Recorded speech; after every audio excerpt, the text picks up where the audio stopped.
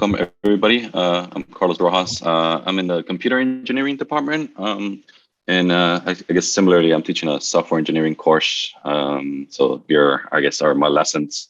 So just to introduce you a little bit about my class. So normally, this is basically a project-based course of undergrads. So it's an upper division software engineering one course. That all of the software engineer majors have to take, and then there's a handful of non-majors that also need to take this course.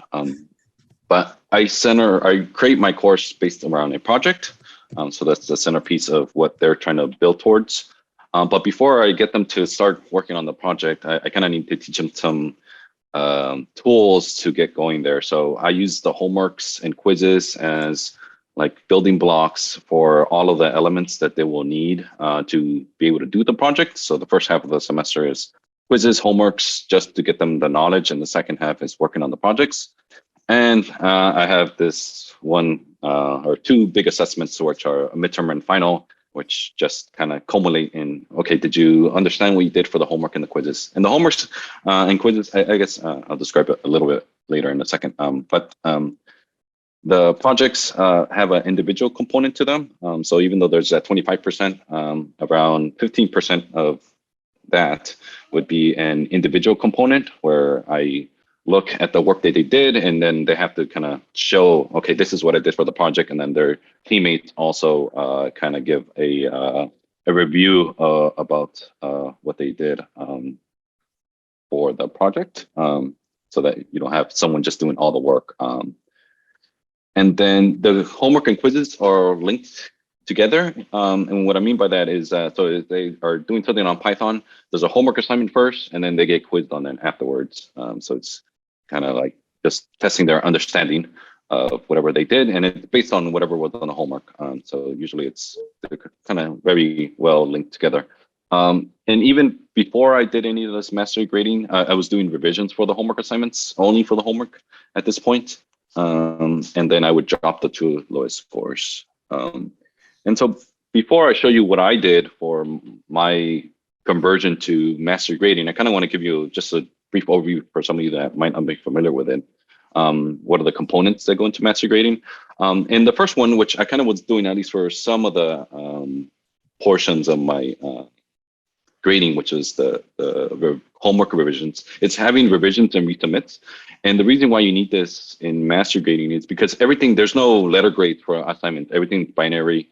So, I mean, you can get there's variations of it where you can do more than just binary, but let's just assume everything's binary. So something gets graded as either they mastered the assignment or they didn't.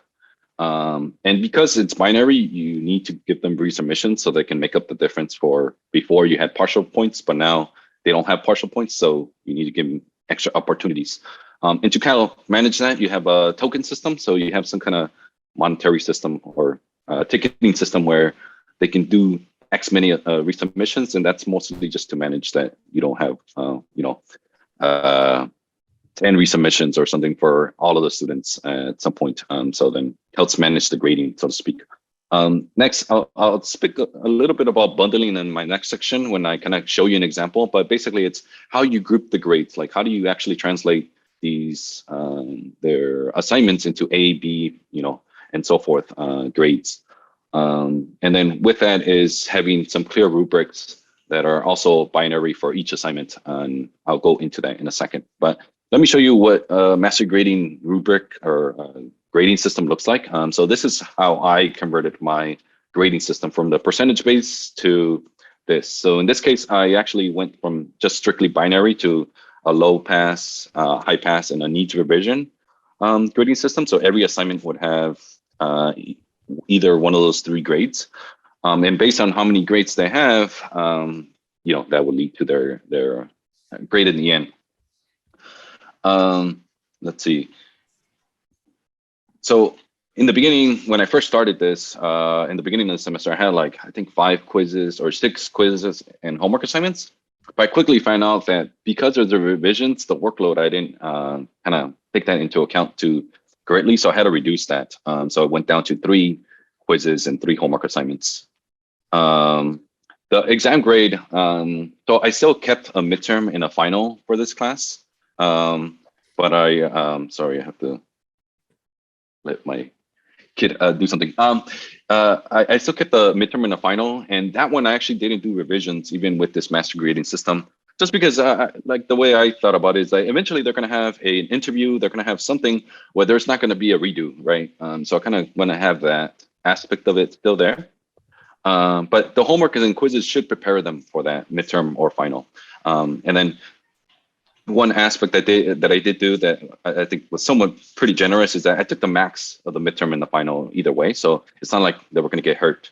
And just to loop back about master grading, the lowest level that they get to or master would be their grade. So if they got a 70 on the midterm, even though they scored high on everything else, and they would end up with a C in their as a final grade. And originally I began with the token system, but I quickly, just from a logistics standpoint, didn't prepare enough to manage it. So I kind of just got rid of it and just essentially gave unlimited revisions. But I can talk about later how I actually ended up managing that a little.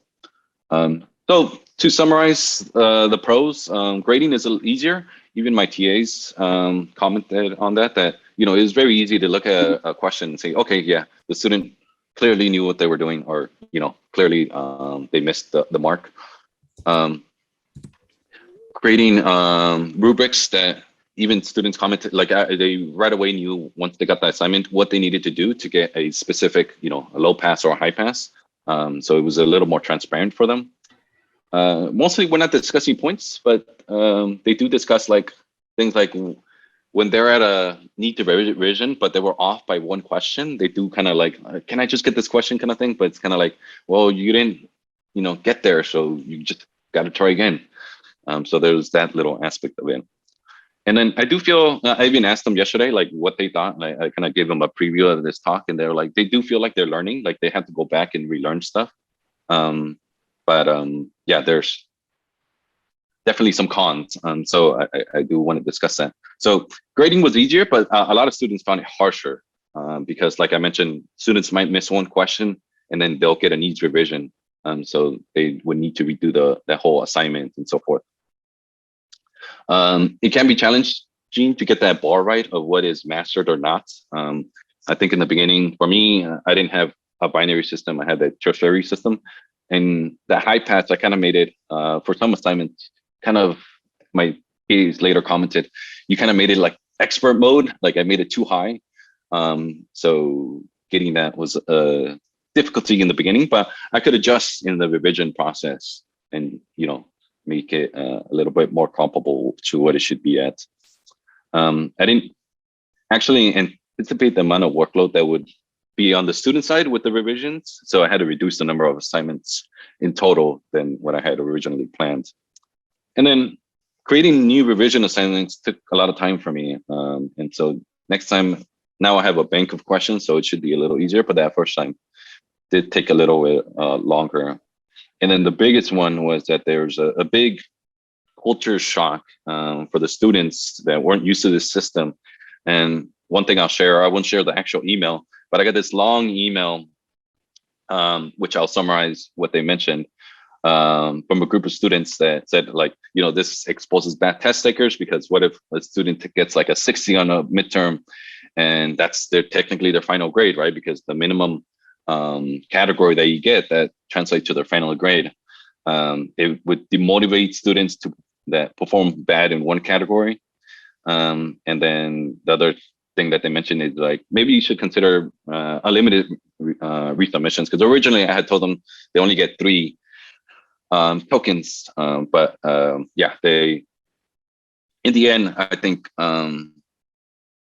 got over time kind of gained trust. And like, I understand that this is new for both of us, for the students and for me, but I was willing to work with them to kind of, make changes that were reasonable. And I think hopefully now they seem a little bit more at ease. And then just my final wrapping up thoughts is a couple of things that I think I need to work on is kind of like bridging the gap. And what I mean is that some students had to do many revisions, maybe for the lack of readiness to be in that course in the first place, And so I was thinking, someone mentioned this yesterday in one of the sessions, is that maybe you can convert like quizzes, for example, to homework assignments if they've had X many revisions already, and then just to ease the load in a sense.